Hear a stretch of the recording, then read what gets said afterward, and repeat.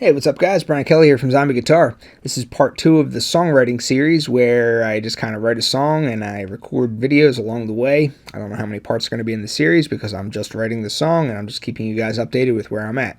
So I added a little bit more to the song from part 1. I have a melodic metal sounding intro. I have like a little bridge, and these parts definitely need work still, so they're not complete. The whole song needs a lot of work. I'm having a bit of writer's block, and this happens every single time I write a song. And the way that I get through it is I just keep plugging away at it. I just keep trying stuff, keep recording stuff, keep deleting stuff, it just, sometimes it's frustrating, but whatever, I enjoy the process. So I'm going to show you guys what I have so far. I'm going to turn it over to Reaper. People were asking in part 1 what software I do use. Reaper. That's the DAW that I use to record all the stuff in. I'm going to show you all that in a second. Before I get started with that, I just want to kind of explain the theory behind the leads that I'm playing here. So if you recall from part 1, this is in the key of B minor, and we're borrowing stuff from B harmonic minor. That's what I talked about in part 1.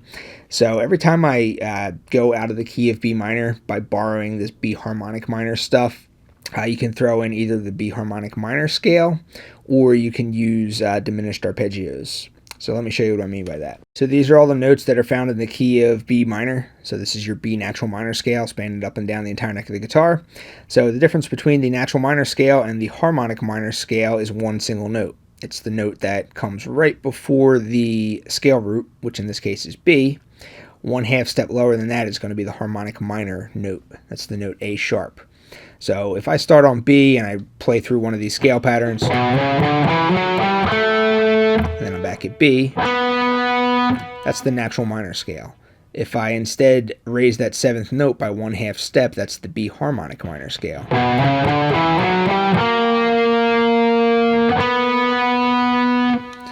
Alright, one single note difference, but it really adds a lot to the sound. So that's one thing I can switch up to anytime one of these out of key chords is being used. I can switch up to B harmonic minor because I'm borrowing chords from the B harmonic minor scale, which again is what I talked about in part 1. But I can also throw in these diminished arpeggios.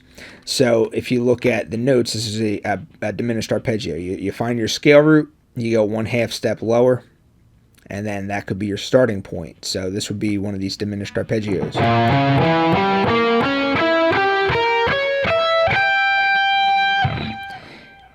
And then as I talked about in part 1, this is a fully diminished arpeggio. So fully diminished arpeggios, fully diminished chords, it's the exact same shape every 3 frets. So this is a symmetrical, just a symmetrical pattern.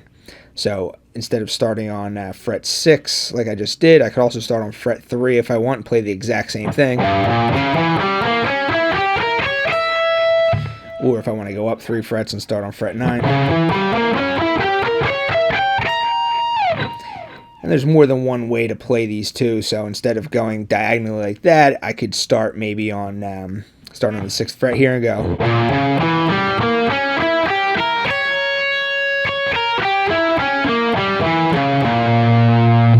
So I could play it all in one area like that. And of course, if I started here, I could also play the exact same thing down here. So I could do that. I could also start on fret 9. I could start on fret 12. Every 3 frets, it's the exact same pattern. So that's kind of what I'm doing here. So every time there's stuff that's in key, like we're in the key of B minor here, anytime it's a B minor chord or a G major chord or a D major chord or an A major chord, anything that's in the key of B minor, I'm just playing the B natural minor scale. But when we use these out of key chords, like these fully diminished chords or these augmented chords, or even making the F sharp chord, the F sharp minor chord, which diatonically in the key of B minor should be an F sharp minor.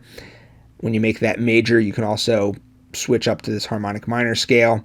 So anytime there's an out of key thing going on, that's the stuff I'm using. Harmonic minor, and by extension those diminished arpeggios, which is all part of the harmonic minor framework. So let me turn over to Reaper now and just kind of show you what I've come up with. Alright, here's what I have so far. Let me show this to you.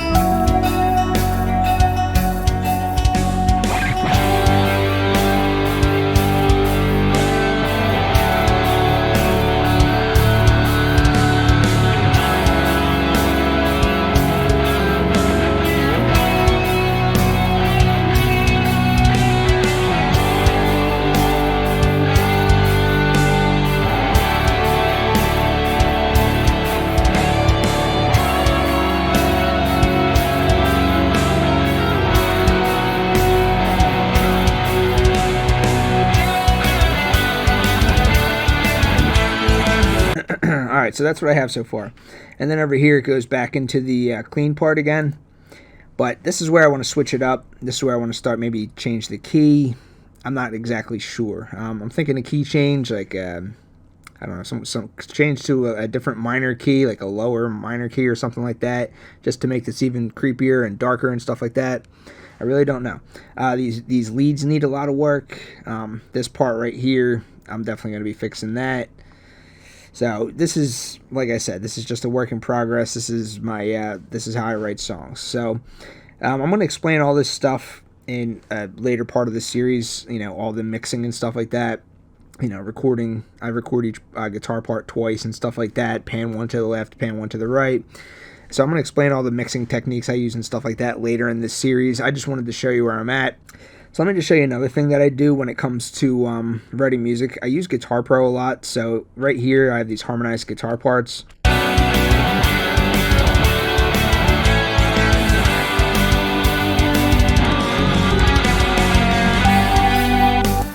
So recently, and I've always kind of done this, but I've been doing it a lot more as of recently, I've been using Guitar Pro to help me write music. So for things like guitar harmonies and stuff like that, I don't like to just go straight thirds, you know, like one guitar part's playing one line and then the other guitar part is playing another line. The exact same thing, just a third apart. I don't like just doing complete thirds. So I like using Guitar Pro. So I have 3 tracks laid out here. I have my rhythm chords right here.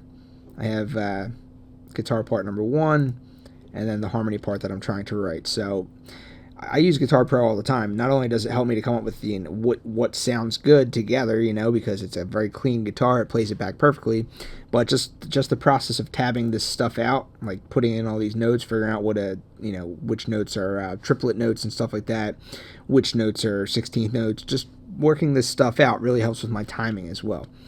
So let me just play this for you.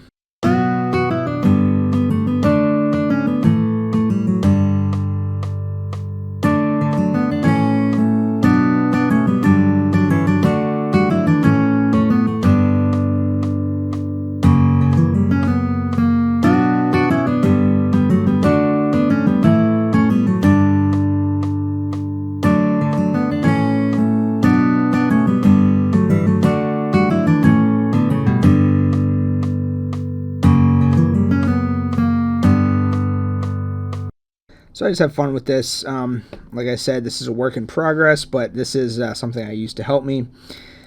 So I usually start out by playing this stuff on the guitar, and then I'll kind of come up with a rough idea on the guitar, and then I'll kind of tab it out into Guitar Pro so I can, number 1, figure out the perfect timing, that I can practice and perfect my timing.